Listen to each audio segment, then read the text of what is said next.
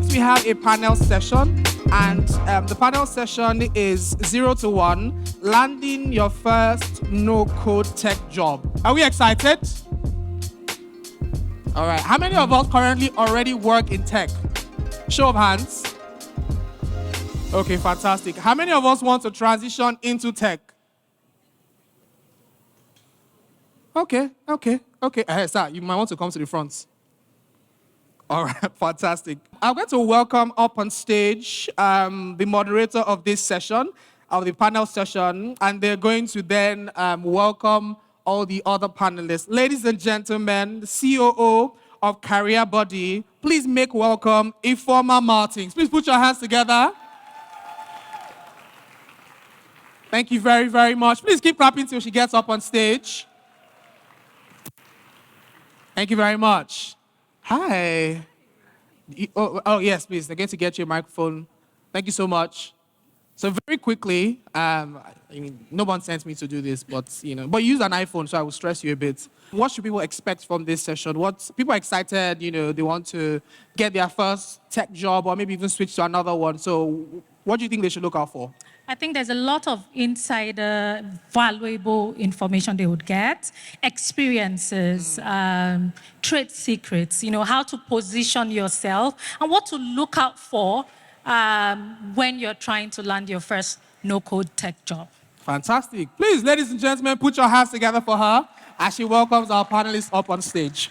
Hi, everyone. My name is Ifeoma Martins, and I'm currently the Chief Operations Officer at Career Body. Today, we would be having a very interesting session with some esteemed panelists. Welcoming on stage our very beautiful Elizabeth. We have two Elizabeths, actually. We also have Kola. Please come up. And another Elizabeth. Please come up. She's here. Ah, okay. Awesome. So that's Dolapo then. Please, Dolapo, please come up. Thank you. Without further ado, we will just go into the session and start with a brief intro from our esteemed experts here. So let's start. I think I like to start with female. So yes, let's start with her. Hi, everyone. My name is Elizabeth. I am a product manager. It's nice to meet you. Thank you. Hi, everyone.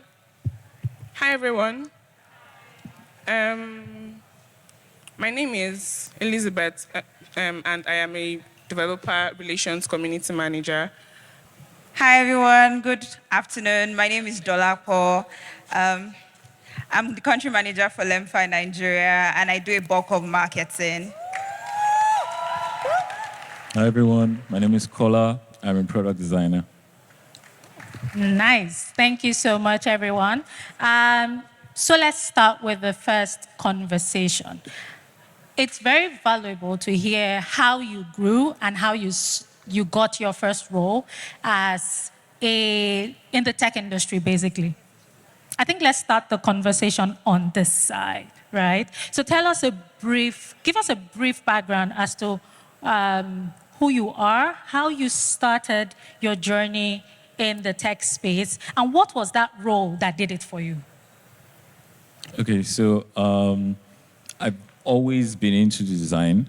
Read mechanical engineering in school, but started freelancing as a designer while I was in school. I had a friend who was working in a startup already, and I think it was my final year, and we were having a conversation, and he said design thinking. I had never heard of it in my life.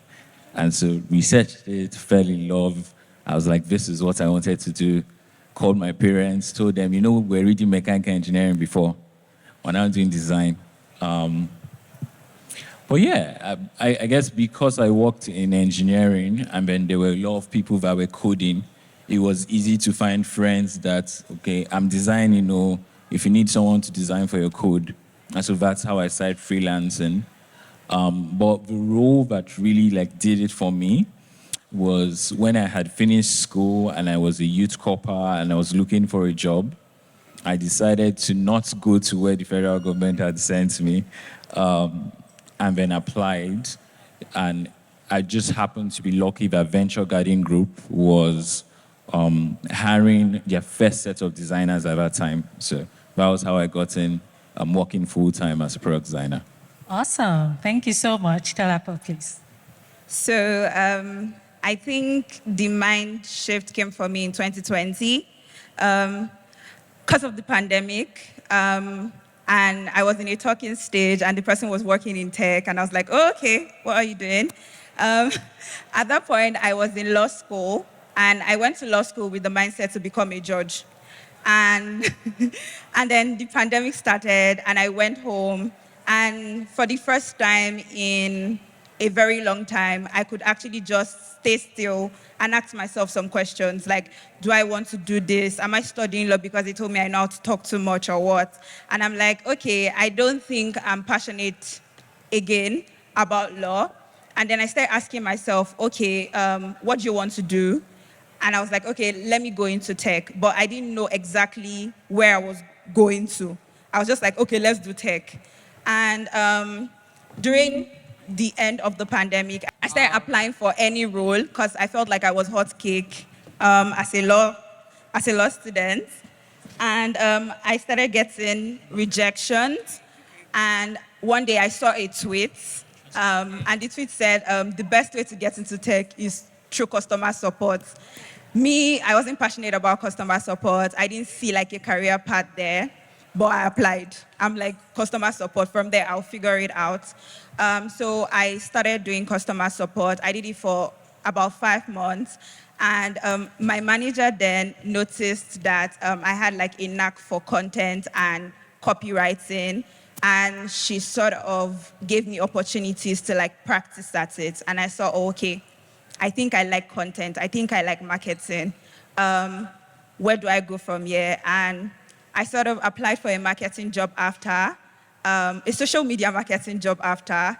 And then I transitioned from there to a growth launcher, and I am now country manager. So I think opportunity and just people in my circle, I guess.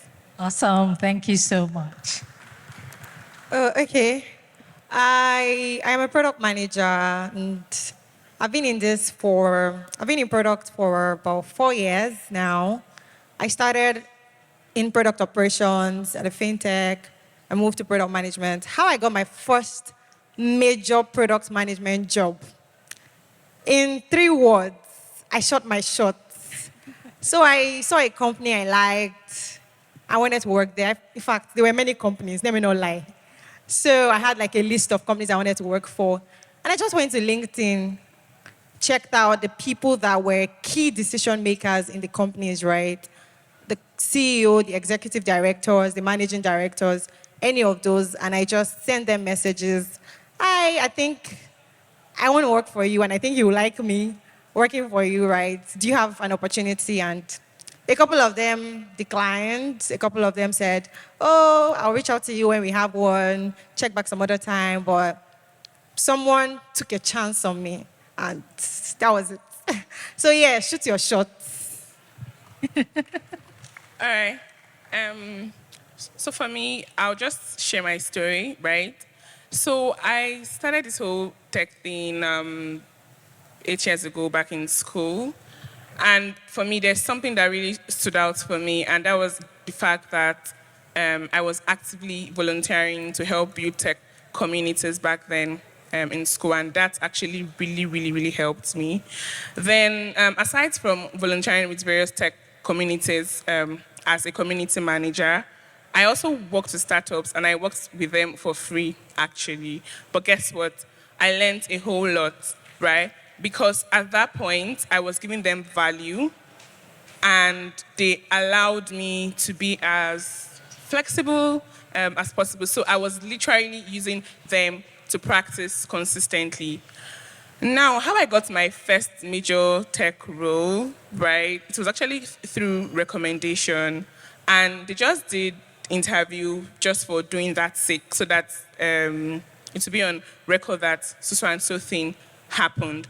But for me, so far, so good. What really helped me a lot, and I would continue to say this, is that I kept on volunteering very consistently.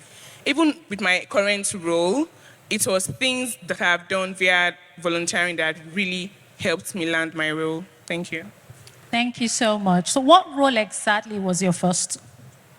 Okay. So back then, I was doing community management without knowing that there was something called community management. I just realized that I was really good at organizing stuffs and bringing people together to sort of like convince them and make them feel that the company actually cares about them, right? So there's something I want to say, a tip for community managers, right? I know that most times it feels like as if, oh, I don't care. I mean, deep down, you might not care about your company's clients or customers, but it's your duty to make them feel like you actually care. Because once you do that, trust me, they would want to consistently use your product, and they would even end up talking about the product to like so many people. So Awesome. Thank you so much. You're welcome. Back to Dolapo. What factors do you think should be considered when making a decision to go on a non-tech path? So I can only answer this in relation to myself. For me, it was who I had access to and my network. I had friends that were doing marketing, and I sort of could listen and follow up with what they were doing, how they were going about it, how they were measuring things. And I was like, okay, if I say I want to go into marketing today, this person is not going to abandon me. This person would literally answer my question. So I would say your network, first off. What you're naturally passionate about equally comes into play here. If you know you can convince somebody that water is wine, and that person will believe water is wine, you should go into sales, literally, because it's something that you're naturally skilled at. It's something that you naturally have like the strength for. You might not have like the core knowledge, but you already have like a base to build up from. So always consider that. Always also think about what your long-term plan is for yourself. Like I said, when I started, I didn't have direction per se. I just knew, okay, I want to go into tech, but I don't have the brain to code. How are we going to go about this? And I was like, okay, let's do customer support. From there, maybe I would do business development because I wasn't so new to like running businesses. But then it wasn't just clicking in terms of like the opportunities available, in terms of what I needed to know before like making that transition. But I could literally stay all day on my phone and make content from everything. I could literally say, oh, let's plan this, let's do this. This is how we'll get content from it. And again, back to the network part, my manager saw that. My manager at that time saw that and said, oh, I think you should try your hands at this. So always keep an open mind, irrespective of the path that you've decided to set your mind on. Thank you so much. Kola, this goes to you. What do you think are the common pitfalls, maybe some you encountered during your own tech interviews? What can you share that you feel first-timers should be aware of and should probably do better at? Specifically for product design? Yeah. Okay. Or generally, but from your own perspective. So one that is specific to product designers is please stop designing your resume in Figma. Because ATSs can't read it. It becomes a blank page. So that's one that I've seen a lot, is because you want to be very creative and then you do it in Figma. And if that company happens to use an ATS, then it's automatically rejected. Very true. But I think also generally it's just, one, you have to show promise. So when people hire for entry-level roles, it's less of experience much times, and it's more of, does this person have potential? And you can show potential in different ways. You don't have to, if you're a product designer, you don't have to have worked for you to have done designs. You can do like mock projects. If you're a community manager, you can volunteer. If you've had any other experience. So all those things come to play when you are interviewing for your first role. I would much rather pick someone like that some people say like school, but not really because it's really hands-on. I would much rather pick someone that didn't go to school but has a portfolio of designs and than someone who has a first class and doesn't have anything. And so I think maybe because like design can be very visual, you want to show your work, you want to have that. I think another one that's just a general thing that I've learned helps in interviews is always interview your interviewer because people like talking about themselves. Yeah. So it's a way to move the spotlight away from you. Because like, yeah, starting out, you probably don't have a lot to say when it comes to, okay, tell us about your work experience or tell us about this. So once they just say any questions, like just make a list. What does the company do? Why are people excited about? Why did you join the company? Why have you stayed? You would make more of an impact on that interviewer because it has been a conversation than people that just come and just answer questions. So I think just those are some. Thank you so much. Dolapo, do you want to add something to that? So first off, if you are looking to transition, get someone to look at your CV because that's like the ticket. Get someone to look at your CV. Get someone to explain you better. Instead of saying I worked on some so and so, get someone that qualifies your achievement better for you. That will get you through the door. Like I said, I was transitioning from law to customer support. I had to get people to look at my CV, tell me, move this around, change this, take this out. You don't need this. Secondly, prepare for your interview. That in 2020, my attention span wasn't so great because of the pandemic and screen time. And I was like, okay, I have to prepare for this interview. What do I spend my time on? I spend my time on TikTok. So I would literally watch TikTok videos max 1 minute.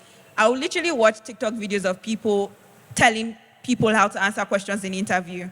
And I would like write like the short points. And I started practicing. So a TikTok video basically gave me a format for tell me about yourself, what do you want to achieve, why did you apply for this role, why are you leaving law, are you fine with the pay? I learned all that from TikTok videos. It took less than 10 minutes to answer that. Secondly, when you come on an interview, it's natural to be nervous, but always put at the back of the mind that the worst you will get is a no, and you will move on. So always try to put your best foot forward. Try to be as honest as possible as to what you want to achieve, but don't come with it at a selfish angle. Say, for instance, you know you're not passionate about customer support. You know you don't want to spend more than a year at customer support, but it will be silly to go for an interview and they ask you, if you get the opportunity to move, will you move? And the first thing you say is, yes, I'll move. Like, it's not tactful. So learn tact. Get your friends to help. If they share an assessment, get your friends that are already doing the role to point you in the direction of this is what they are looking for. Answer it this way. Again, you are as strong as your network, and your network are your friends, not the random people you say, oh, hi, hello to at events. It's the people that you have access to that are one WhatsApp text away, one iMessage text away, that you need to ensure that they look at these things for you. So you figure it out, though. Thank you so much. Elizabeth, there was something you said earlier on around a transferable skill, right?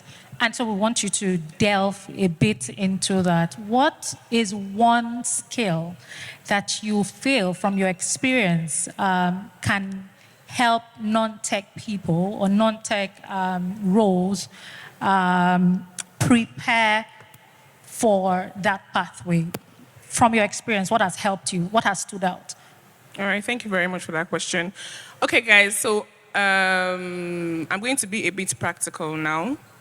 So let's say we have Busola. Busola studied, let's say, biology. Then all through Busola's stay in school, she was the class rep. She was always organizing parties and stuff, events. Busola could actually command power and people would listen to Busola, right? That is Busola. Now, in the tech space, there are so many roles that you can actually connect your personality with. Are you aware of that? Actually, yes, there are so many roles. Now, for me, from experience, I would say that Busola would pass for a community manager. Busola would pass for a project manager. Now, Busola would pass for a community manager simply because Busola organizes people. Busola commands power. People listen to Busola. Busola is good with schedules and planning, right? Then also, Busola would pass for a project or a programs manager or product as well, because Busola commands power. People listens to Busola. A project manager is a leader. Is somebody that when she says, you know what, guys, we're doing this because of this. Everybody has to do this. I am not saying that as a project manager, you have to impose on people, no. But it's just normal that for you to be at that leadership state, you have to know how to delegate and talk to people, and people have to listen to you, right? Yes, so that's one of it. Now, for you personally, for those of us that are yet to transition, for those of us who have not transitioned, or for those of us who are still confused, I want you to look within. For instance, if you are somebody that always pities people, you are very empathetic, I think you should be a product manager, right? Because for me, I feel like the core of building products should be built on empathy, and it should not be that every time, right? Because I mean, some customers are very crazy. They'll ask you for really crazy features.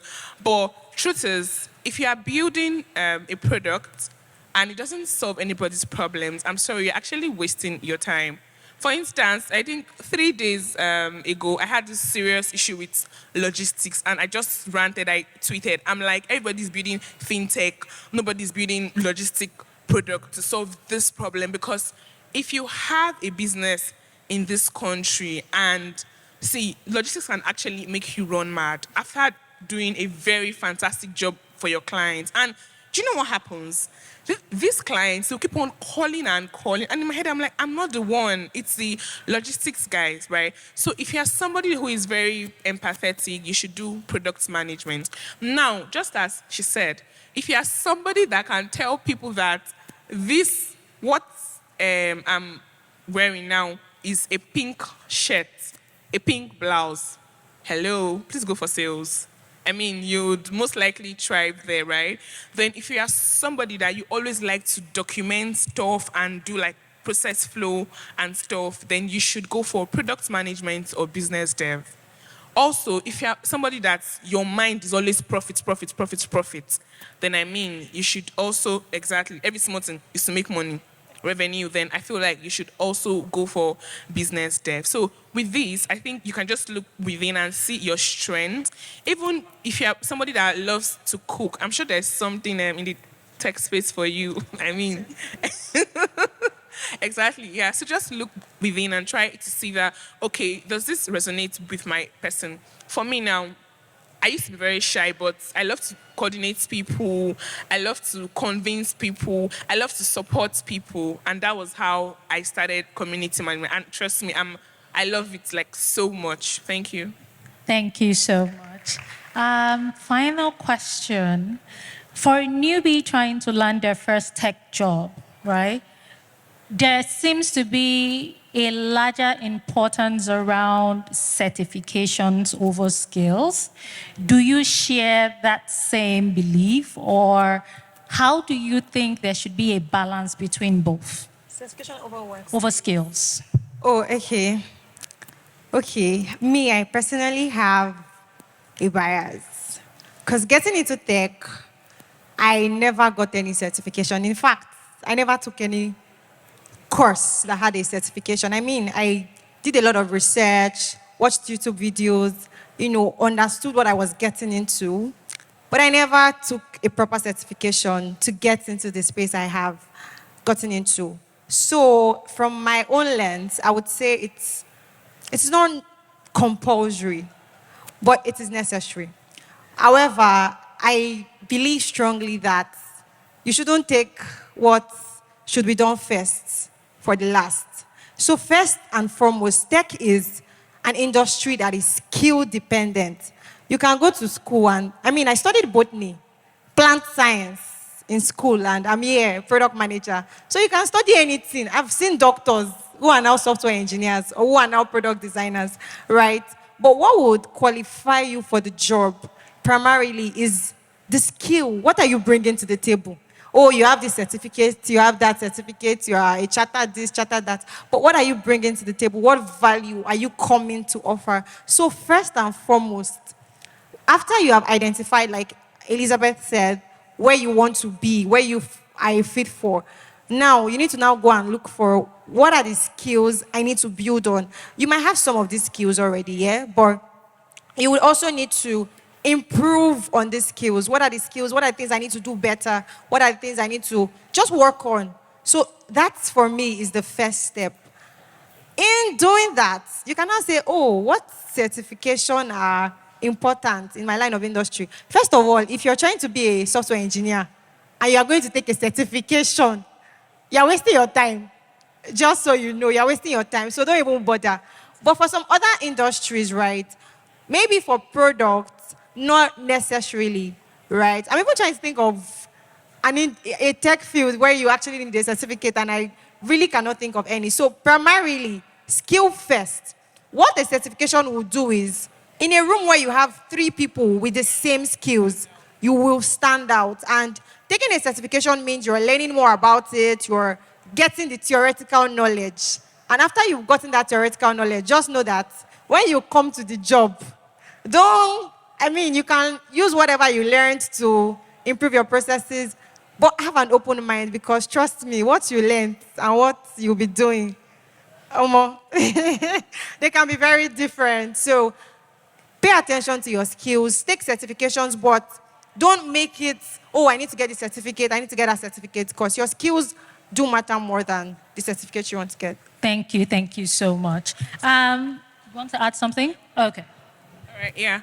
So regarding the newbies part and roles, right? So recently there have been this thing happening with newbies complaining about how companies do not want to hire them, then how will they get the whole experience?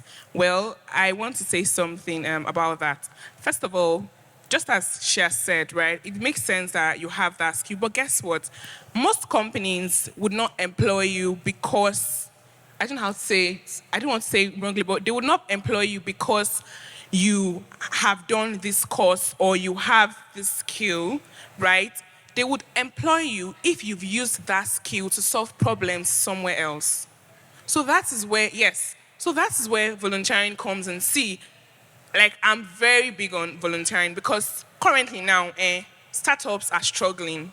So there's no startup founder, there's no company that would want to pay money for something to somebody that would not give them as much value.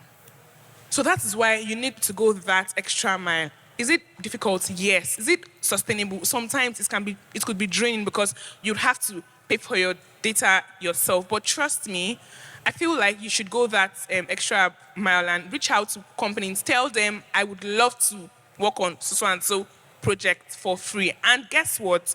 Some of these companies, they can even pay for your data. So with that at least. Also, that whole experience with the company, you can actually talk about it everywhere in your CV, right? So that the next company that is hiring you, you can boldly say, I worked with so and so company to solve so and so problem. Whether you were paid or not, nobody knows actually. That's your business. Thank you. Thank you for that addition. Final words from our panelists. So let's start with Kola. 1 sentence.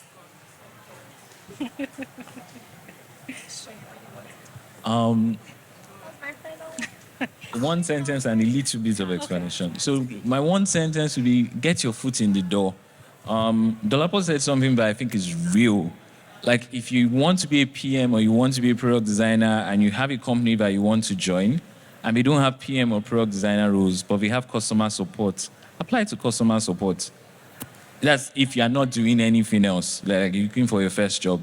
I know too many people, both in companies in Nigeria and like in companies abroad, that would transition from I was sales and now I'm product management. I am this and then I'm now in product designer.